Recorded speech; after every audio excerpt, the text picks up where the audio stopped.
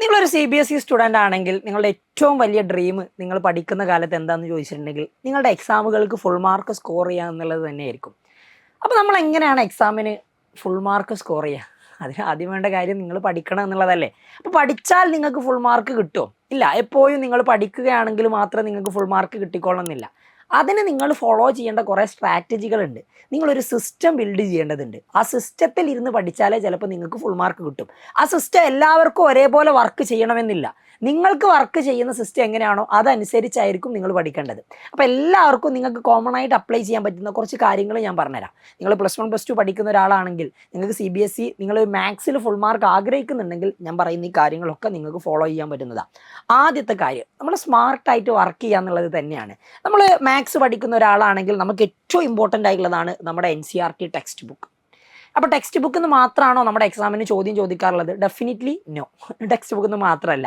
അപ്പോൾ നമ്മൾ PYQs refer ചെയ്യണോ? PYQs നിങ്ങൾ എന്തായാലും റെഫർ ചെയ്യണം. അപ്പോൾ PYQs തന്നെ റിപ്പീറ്റ് ചെയ്ത് ചോദിക്കാറുണ്ടോ? PYQs റിപ്പീറ്റ് ചെയ്യാത്ത ചോദ്യങ്ങളും എക്സാമിന് വരാറുണ്ട്. അപ്പോൾ ഇത് രണ്ടും നമ്മൾ പഠിച്ചിട്ടുണ്ടെങ്കിലുള്ള ഗുണം എന്താ? ടെക്സ്റ്റ് ബുക്കും PYQം കറക്റ്റായി പഠിച്ചിട്ടുണ്ടെങ്കിൽ നിങ്ങൾക്ക് പിന്നെ ഒരു പ്രോപ്പർ റിവിഷനും കൂടി നിങ്ങൾ ചെയ്യുകയാണെങ്കിൽ നിങ്ങൾക്ക് നല്ല മാർക്കിലേക്ക് എത്താൻ പറ്റുമെന്നുള്ളതാണ്. അതിൻ്റെ ഏറ്റവും ഇമ്പോർട്ടൻ്റ് ആയുള്ള കാര്യം നിങ്ങൾ എക്സാമിന് പ്രസൻറ്റ് ചെയ്യുന്ന രീതിയാണ്. അതെങ്ങനെ ചെയ്യണം എന്നുള്ള കാര്യം ഞാൻ പറഞ്ഞുതരാം. ആൻഡ് പിന്നെ നമ്മൾ കോമൺ ആയിട്ട് വരുത്തുന്ന കുറച്ച് മിസ്റ്റേക്കുകളാണ്. NCERT വായിക്കൂല.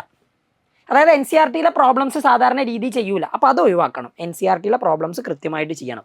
ഒരു ഫോർമുല റിവിഷൻ ഒന്നും നിങ്ങൾ ചെയ്യാറില്ല. അതായത് എനിക്കറിയാം എനിക്കിത് പറ്റുമെന്നുള്ള കോൺഫിഡൻസിലായിരിക്കും എക്സാമിന് പോവുക. അതൊരിക്കലും പാടില്ല. നിങ്ങൾ റിവൈസ് ചെയ്യണം. കൃത്യമായിട്ട് ഫോർമുലാസും കാര്യങ്ങളും നിങ്ങൾ എഴുതണം. പിന്നെ സ്റ്റെപ്പിന് മാർക്ക് ഉണ്ട് എന്നുള്ള കാര്യങ്ങൾ കൃത്യമായിട്ട് മനസ്സിലാക്കുക. ഷോർട്ട് ആൻസറുകൾ ആകുന്ന ചോദ്യത്തിന് ഷോർട്ട് ആൻസറിലേക്ക് എത്തുക. അല്ലാത്തത് പ്രോപ്പറായിട്ട് സ്റ്റെപ്പ് എഴുതിക്കൊണ്ട് നിങ്ങൾ എന്ത് ചെയ്യുക? ആൻസേഴ്സ് കണ്ടെത്തുക. പിന്നെ ടൈം മാനേജ്മെൻറ്റ്, അതേപോലെ തന്നെ PYQs ചെയ്യുന്നത് എന്തിനാണെന്നറിയോ? നമ്മുടെ എക്സാം പാറ്റേണും ക്വസ്റ്റ്യനും കൃത്യമായിട്ട് മനസ്സിലാക്കാനാണ്. അപ്പോൾ PYQs ചെയ്തിട്ടില്ല എങ്കിൽ നമുക്ക് ആ ഒരു ഐഡിയ കിട്ടില്ല. അപ്പോൾ PYQs ചെയ്യുന്നത് നല്ലതാണ്. And time management is very important. 3 മണിക്കൂറാണ് നിങ്ങളുടെ എക്സാം ടൈം മാക്സിന് ഉണ്ടാകാറുള്ളത്. ഓക്കെ. അപ്പോൾ ഈ 3 മണിക്കൂർ എങ്ങനെ മാനേജ് ചെയ്യും എന്നുള്ള കാര്യം നിങ്ങൾ കൃത്യമായിട്ട് ശ്രദ്ധിക്കണം. ഓക്കെ. +1 പബ്ലിക് എക്സാം ഉണ്ടാകില്ല. +2 നിങ്ങൾക്ക് പബ്ലിക് എക്സാം ഉണ്ടാവും. +2 3 മണിക്കൂറിൻ്റെ എക്സാം നിങ്ങൾ ലാസ്റ്റ്. അടുത്ത കാര്യം നിങ്ങളുടെ NCERT ആയിട്ട് ബന്ധപ്പെട്ടതാണ്. NCERT പഠിക്കണം, NCERT ഫോളോ ചെയ്യണം എന്ന് പറഞ്ഞല്ലോ. എങ്ങനെ NCERT ഫോളോ ചെയ്യേണ്ടത്? ടെക്സ്റ്റിൽ സോൾവ് ചെയ്തിട്ടുള്ള എക്സാമ്പിളുകൾ ഉണ്ടാവും. അതെല്ലാം എന്തായാലും ചെയ്യണം. അതേപോലെ തന്നെ ടെക്സ്റ്റിൽ സോൾവ് ചെയ്തിട്ടുള്ള എക്സസൈസുകൾ ഉണ്ടാവും. എക്സാമ്പിൾസ് ഉണ്ടാവും. അത് എന്തായാലും സോൾവ് ചെയ്യണം. പിന്നെ നിങ്ങൾക്ക് വർക്ക് ചെയ്യാനായിട്ടുള്ള എക്സസൈസുകൾ വേറെ ഉണ്ടാവും. അതും നിങ്ങൾ എന്തായാലും ചെയ്യണം. ആൻഡ് നിങ്ങൾ CBSE ആയതുകൊണ്ട് മിസലേനിയസ് ക്വസ്റ്റ്യൻസ് നിങ്ങൾ എന്തായാലും ചെയ്ത് പഠിക്കണം. മിസലേനിയസിൽ നിന്ന് ഒരുപാട് തവണ എക്സാമിന് ചോദിക്കാറുണ്ട്. അപ്പോൾ മിസലേനിയസും ചെയ്ത് പഠിക്കണം. അപ്പോൾ ടെക്സ്റ്റ് ബുക്ക് ഫോളോ ചെയ്യുമ്പോൾ മിസലേനിയസ് ചെയ്യുക, ടെക്സ്റ്റിൽ സോൾവഡ് എക്സാമ്പിൾസ് ചെയ്യുക, എക്സസൈസ് ചെയ്യുക. ഇത്രയും കാര്യങ്ങളാണ് NCERT ടെക്സ്റ്റ് ബുക്കിൽ നിങ്ങൾ ശ്രദ്ധിക്കേണ്ട കാര്യം. മാത്സിൽ ഫുൾ മാർക്ക് വാങ്ങുന്ന സമയത്ത് നമ്മൾ എന്തായാലും ചാപ്റ്റർ ഡിഫിക്കൽട്ടി അറിഞ്ഞുകൊണ്ട് തന്നെ പഠിക്കണം. നിങ്ങൾ +2 മാത്സ് സ്റ്റുഡൻ്റ് ആണെങ്കിൽ നിങ്ങൾക്ക് മാത്സിലെ ചാപ്റ്റേഴ്സിൻ്റെ ഒരു ഡിഫിക്കൽട്ടി ലെവൽ എന്ന് പറയുന്നത് ഈസി ആയിട്ടുള്ളത് matrix, determinants, vector, 3D, LPP. ഒരു മീഡിയം റേഞ്ചിൽ വരുന്നതാണ് relation, inverse trigonometric function, application of integrals. Hard ആയിട്ടുള്ളതാണ് continuity, application of derivative, integrals. വേണമെങ്കിൽ നമുക്കിതിൽ ഡിഫറൻഷ്യൽ ഇക്വേഷനും കൂടി ഉൾപ്പെടുത്താം. +1 കേസാണെങ്കിൽ നിങ്ങൾക്കറിയാം കോമൺ ആയിട്ട് ഡിഫിക്കൽട്ട് ആയിട്ടുള്ള ചാപ്റ്റേഴ്സ് ട്രിഗണോമെട്രിയും ലിമിറ്റൊക്കെ ആണ്. ഇതെന്തായാലും നല്ലതുപോലെ പഠിക്കണം. കാരണം അത് +2 ബേസാണ്. +2 പഠിക്കുമ്പോൾ നിങ്ങൾക്ക് തോന്നിയ കാര്യമായിരിക്കും ട്രിഗണോമെട്രിയും ലിമിറ്റും ഒരുപാട് ചാപ്റ്റേഴ്സിന് ആവശ്യമുണ്ട്. അപ്പോൾ അവിടെ പ്രോപ്പറായിട്ട് പഠിച്ചിട്ടില്ലെങ്കിൽ ഇവിടെ അത് പാളും എന്നുള്ളത്. അപ്പോൾ ആ കാര്യം എന്തായാലും ശ്രദ്ധിക്കുക.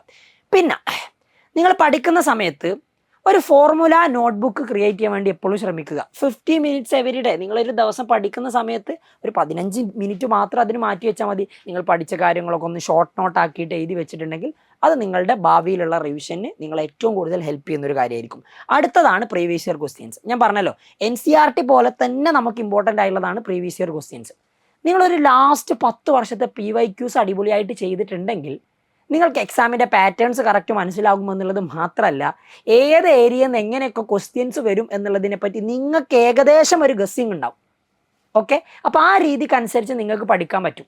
നിങ്ങൾ PYQs റെഫർ ചെയ്താൽ എന്തായാലും നിങ്ങളുടെ പേപ്പറുമായിട്ട് നിങ്ങൾ വളരെ സിങ്ക് ആവും. ആൻഡ് അത് നിങ്ങളെ ഫുൾ മാർക്കിലേക്ക് എത്തിക്കാൻ വേണ്ടിയിട്ടുള്ള ആദ്യത്തെ കാര്യമായിരിക്കും എന്ന് മനസ്സിലാക്കി വെക്കുക. ആൻഡ് അടുത്തതാണ് നിങ്ങൾ ശ്രദ്ധിക്കേണ്ടത് പ്രസൻറ്റേഷൻ. നമ്മൾ എക്സാം എഴുതുന്നതിലുള്ള ആ ഒരു നമ്മുടെ ഹാൻഡ് റൈറ്റിങ്ങും നമ്മുടെ നീറ്റ്നെസ്സിലൊക്കെ നല്ല കാര്യമുണ്ട്. ഓക്കെ. അപ്പോൾ നിങ്ങൾ എഴുതുമ്പോൾ എപ്പോഴും സ്റ്റെപ്പുകൾ നല്ല പ്രോപ്പർ സ്റ്റെപ്പുകൾ കൊടുക്കാൻ വേണ്ടി ശ്രമിക്കുക. ലോങ് ആൻസേഴ്സിന് സ്റ്റെപ്പുകൾ കൊടുക്കണം.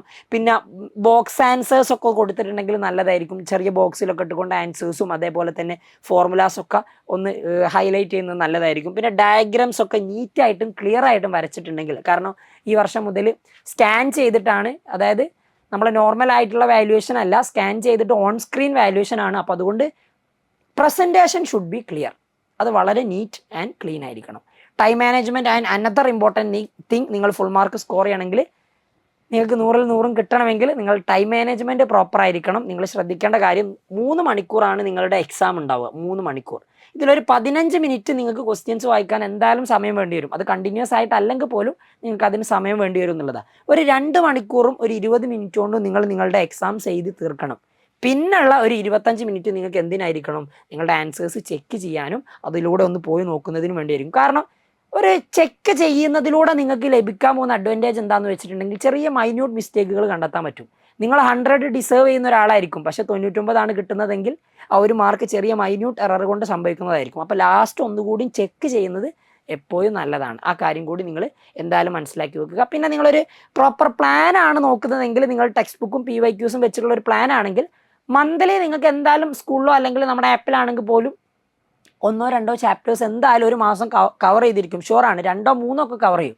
അപ്പോൾ ഒരു മാസം കവർ ചെയ്യുന്ന ചാപ്റ്റർ നെക്സ്റ്റ് മന്ത് ആകുന്ന സമയത്ത് നിങ്ങൾ ആദ്യത്തെ വീക്കിൽ ഒരു NCERT ബേസ് ചെയ്തുകൊണ്ട് ആ ചാപ്റ്റേഴ്സ് എല്ലാം പഠിക്കുക. NCERTയിലെ പ്രോബ്ലംസ് സോൾവ് ചെയ്തുകൊണ്ട് രണ്ടാമത്തെ വീക്കിൽ ആ ചാപ്റ്ററിലെ PYQs സോൾവ് ചെയ്തുകൊണ്ട് പഠിക്കുക. അപ്പോൾ ചാപ്റ്ററിനെ പറ്റി ഏകദേശം കൃത്യമായുള്ള ഐഡിയകൾ കിട്ടും. ഓക്കെ. സാമ്പിൾ ക്വസ്റ്റ്യൻ പേപ്പേഴ്സ് ചെയ്ത് വെക്കുക 3-ാമത്തെ വീക്കിൽ. സാമ്പിൾ ക്വസ്റ്റ്യൻ പേപ്പേഴ്സ് ഒക്കെ ഒരുപാട് അവൈലബിൾ ആണ്. ആൻഡ് 4-ാമത്തെ വീക്കിൽ എന്തായിരിക്കണം? ആ ചാപ്റ്റേഴ്സിൻ്റെ ഒരു പ്രോപ്പർ റിവിഷൻ ആയിരിക്കണം. ഇങ്ങനെ നിങ്ങളൊരു മാസം 2 ചാപ്റ്റർ വെച്ച് ചെയ്താൽ മതി. 2 ചാപ്റ്റർ വെച്ച് തന്നെ ചെയ്തിട്ടുണ്ടെങ്കിൽ നിങ്ങൾക്ക് ഓൾമോസ്റ്റ് നിങ്ങളുടെ പബ്ലിക് എക്സാം ആകുമ്പോഴേക്ക് ഓരോ ചാപ്റ്റേഴ്സ് വെച്ച് ഇങ്ങനെ പ്രോപ്പറായിട്ട് തീർക്കാൻ പറ്റും. റെഡി. ആൻഡ് ഏറ്റവും ഇമ്പോർട്ടൻ്റ് ആയിട്ടുള്ള കാര്യം, നിങ്ങൾ ഡെയിലി പ്രാക്ടീസ് ചെയ്യുക ആൻഡ് കൺസിസ്റ്റൻ്റ് ആയിട്ട് വർക്ക് ചെയ്യുക എന്നുള്ളത് തന്നെയാണ്. മാത്സിൽ ഫുൾ മാർക്ക് നിങ്ങൾ ആഗ്രഹിക്കുന്നുണ്ടെങ്കിൽ നിങ്ങൾ ഡെയിലി വർക്ക് ചെയ്യണം. അത് എത്ര സമയം വേണം എന്നുള്ളത് നിങ്ങളുടെ കാലിബറിനനുസരിച്ച് ഉണ്ടാവും. നിങ്ങൾ ഭയങ്കര ബ്രില്യൻ്റ് ആണെങ്കിൽ നിങ്ങൾക്ക് അതിനനുസരിച്ച് ടൈം മാനേജ് ചെയ്യാം. ഇനി ഞാൻ അത്ര ബ്രില്യൻ്റ് അല്ല എന്ന് നിങ്ങൾക്ക് തോന്നുന്നുണ്ടെങ്കിൽ നിങ്ങൾ അതിനനുസരിച്ച് ടൈം ഇൻവെസ്റ്റ് ചെയ്യുക എന്നുള്ളത് തന്നെയാണ്. അപ്പോൾ അടിപൊളിയായിട്ട് പഠിക്കുക. എജുപോർട്ട് എപ്പോഴും നിങ്ങളുടെ കൂടെ ഉണ്ടാവും. നിങ്ങൾക്ക് വേണ്ട കാര്യങ്ങളൊക്കെ നമ്മൾ പ്രൊവൈഡ് ചെയ്തുകൊണ്ടിരിക്കും. ആൻഡ് കൂടുതൽ കാര്യങ്ങൾ നമുക്ക് ഡിസ്കസ് ചെയ്യാം. കാണുന്നത് വരെ